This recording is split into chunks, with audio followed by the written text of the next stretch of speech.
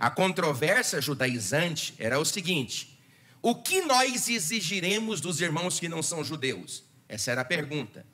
Porque estes irmãos que chegaram lá, eles disseram o seguinte: a mensagem que Paulo prega desresponsabiliza a comunidade gentílica das nossas práticas cotidianamente judaicas. Nós vamos aceitar? Nós vamos deixar que os irmãos gentios, aqueles que não são judeus, validem o seu cristianismo sem passar no crivo da lei? Então eles queriam impetrar a ortodoxia judaica dentro do cristianismo, não para judeus, olha a hipocrisia, mas para uma comunidade de gentios. Então eles descaracterizaram a figura apostólica de Paulo para depois sequestrar o seu apostolado, que era a sua pregação. Como que isso aconteceu na igreja? Eu coloquei aqui 4 formas. Primeiro, por meio dos falsos irmãos. Por meio dos falsos irmãos. E aonde estão os falsos irmãos? Os falsos irmãos estão no meio da igreja. E por que falsos irmãos estão no meio da igreja como se fossem irmãos? Porque eles se parecem com os irmãos.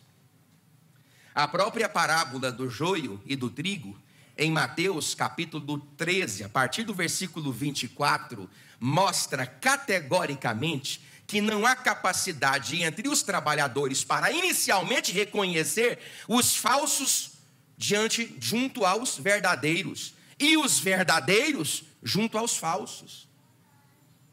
Essa capacidade que eu tenho de reconhecer alguém que para mim era anteriormente um trigo, mas a posteriori é joio, é só depois de um processo. Então os falsos irmãos estão na igreja. Se você, por exemplo, pegar a Bíblia Sagrada, lá na segunda carta do apóstolo São Paulo aos Coríntios, no capítulo 11, no versículo 13, você vai ver o seguinte texto: porque os tais são falsos apóstolos, obreiros fraudulentos, transformando-se em apóstolos de Cristo. Veja que a cognominação apóstolo era a terminologia mais avançada dentro do universo ministerial no primeiro século da era cristã, e esses homens estavam tão fortemente convencidos dentro da igreja que eles já validavam seu próprio ministério como apóstolo, não sendo nem irmãos na igreja, sendo falsos. Se você abre, por exemplo, a segunda carta de Paulo aos Coríntios, no mesmo capítulo e no versículo 26, Paulo disse assim: em jornada muitas vezes, em perigos de rios, em perigos de salteadores, em perigos de patrícios, em perigos entre os gentios, em perigos de cidade, em perigos de deserto, em perigos no mar e em perigo entre falsos irmãos. Ou seja, Paulo está dizendo que pessoas que deveriam ser verdadeiras, mas que são falsas, são capazes de enganar ele mesmo. Porque eu só posso ser vítima de um atentado se o atentado contra mim, pronunciado, promulgado, impetrado, me pegar de surpresa. Paulo está dizendo, eles são tão parecidos, mas não são necessariamente irmãos, que até entre eles, aqueles que parecem, eu me vi em perigo várias vezes. Leais, de emprestar o coração para ouvidos que são hipócritas, de perceber que a sua vida era jogada de boca a boca. Como que você acha que o evangelho de Paulo é ameaçado aqui na região da Galácia do Sul? Porque aqueles que vieram dizendo ser da casa de Tiago, Tiago irmão do Senhor, não Tiago discípulo, porque esse estava morto. Como que você acha que Paulo chega a essa conclusão? Porque irmãos que deveriam ficar calados, emprestou a sua voz para ouvidos que não podiam escutar aquilo que escutaram. Existem pessoas na igreja que estão sentados próximos de nós, que não têm maturidade espiritual, emocional, coletiva, orgânica, para escutar tudo que você tem a dizer. Eu hoje essa madrugada, 2h da manhã, eu postei um vídeo de Richard Foster, A Liberdade da Simplicidade, e eu disse uma frase do bispo Arsênio, nos primeiros séculos da era cristã, quando em oração ele dizia assim: Pai, mostre-me o caminho da salvação, e ele escuta a voz sussurrar no seu ouvido: esteja em silêncio. Porque nada é mais triunfante e verdadeiro do que o silêncio.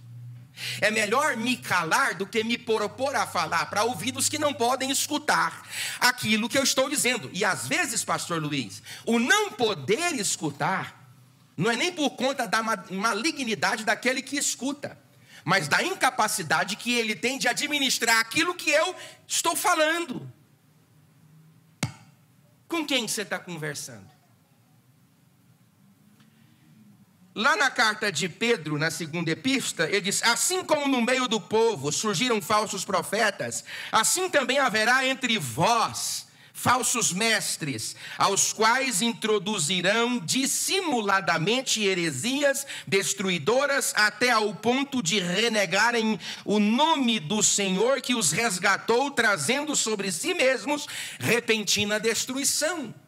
Pedro está dizendo para os irmãos do Ponto, da Bitínia, da Capadócia, da Ásia Menor e Meridional, para que eles sejam atentos com a realidade de que entre eles infiltrarão falsos mestres. Lá na carta de 1 João, capítulo 4, versículo 1, diz: amados, não deem créditos a qualquer espírito, antes provai os espíritos se procedem de Deus, porque muitos falsos profetas têm saído pelo mundo afora. Sabe o que eu entendo aqui, pastor Luiz? Que nem mesmo o colegiado apostólico, que tomou por empréstimos os ensinamentos pedagógicos de Cristo, foram capazes de frear a proliferação de falsos mestres na igreja. Vai ser eu que vou conseguir? Vai ser o nosso ministério que vai conseguir? Não. O que tem que acontecer é você vir para o culto de doutrina. Diga glória a Deus, igreja. Para o povo pensar que tem 150 mil pessoas aqui. Diga glória a Deus, igreja. Pegar a tua Bíbliazinha e colocar aí na sua coxinha e começar a rabiscar o que esse pastor aqui está falando. Porque tudo que eu estou falando aqui para você, 25 minutos depois, você só vai compreender 55%. 24 horas depois, 20%. 30 dias depois, entre 2% a 5%. Porque tudo que você escuta, de 100% que você está escutando, quem aqui está escutando 100% do que o pastor está falando? Diga amém. Você só absorve 10%. Tudo que você escuta e lê, mais 20%, vai 30%. Tudo que você escuta, lê e fala, vai para 55%. Mas 30 dias depois, você só guarda 5%. Porque eu trouxe aqui exemplos de Pedro, de Paulo e de João, que me mostram categoricamente que esses falsos profetas têm mais poder para influenciar a igreja com a mentira do que os apóstolos falando da verdade. Meu Deus, Senhor, o que fazer? Então, como é que isso aí corre na igreja? Por meio dos falsos irmãos. Aonde eles estão? Na igreja. Segundo lugar, por meio das conversas. Eita, ó, o tititi. Você sabe o que é murmuração? Murmuração é falar baixo. Na verdade, nos originais, murmuração é falar com os lábios. É a ideia de que você precisa proferir ou está proferindo uma palavra que não pode ser escutada por aqueles que estão do seu lado. Isso é murmúrio. Isso é uma fala baixa. Como que isso disseminou na igreja? Por meio de uma fala. Chegaram os irmãos da casa de Tiago, e aí eles foram recebidos por alguns irmãos. Esses irmãos veio para dentro da igreja. Você ficou sabendo? Você ficou, sabe? Vem cá, mulher, toma um café aqui que eu vou coar para tu. Tu não sabe do babado? Os qual não vieram agora, foram os da casa de Tiago. Não, mas nós estamos aqui na escola doutrinária de Paulo. Não, que Paulo? Quem é Paulo? Eu estou falando dos legítimos discípulos do filho do irmão legítimo de Jesus. Eu tô falando é da fonte. Está tudo errado, nós até aqui estamos tudo errado. Aí como é que é? Aí vai para uma casa, vai para outra casa. E deixa eu dizer para você uma coisa: toda conversa ruim vai a jato. A conversa boa vai de carroça puxada por um jumento e ele morre no meio do caminho. Ninguém fala coisa boa não, meu irmão. Ninguém fala não. Vem aqui um pastor aqui e faz um rolo de mentira aqui. Um rolo de conto, de tanta coisa, de mentira, engana o povo, coloca você para sentir, não para pensar. Você sai daqui, coloca 3 vezes mais gente na igreja para assistir o próximo culto. Agora, se for para sentar, para pensar, doer a cabeça, queimar fosfato, rabiscar a Bíblia, tentar pensar naquilo que está sendo escrito, é tão desgastante que nem você se garante no próximo culto. Porque nós fomos educados, desculpe, licença a expressão, não falo de todos, nem falo dessa igreja, falo do evangelicalismo nacional, de forma tão estupidificante que nós não suportamos um culto sem sentir. A pessoa quer sentir, eu não senti. Aí eu não senti, eu nem rupiei o cabelo da minha nuca. E você está aqui para isso? Às vezes você vem cá pensando que você tem que sentir Deus. Eu te pergunto, Deus já te sentiu aqui essa noite? O que você falou para Deus aqui nesta noite? Qual foi o culto? Porque nós estamos vivendo uma época que os papéis estão invertidos. Tanto é fato que você está vendo o poste mijando no cachorro toda hora. Agora vamos fazer isso na igreja também? Nós não viemos aqui para sentir Deus. Nós viemos aqui para que Deus sinta e perceba o verdadeiro culto que sai da nossa alma. E ele fica tão gostoso lá na glória que ele não suporta. Ele descarrega graça, glória, virtude e poder, conectando-se com quem está desconectado e trazendo vida para quem já morreu. Esse é o nosso Deus.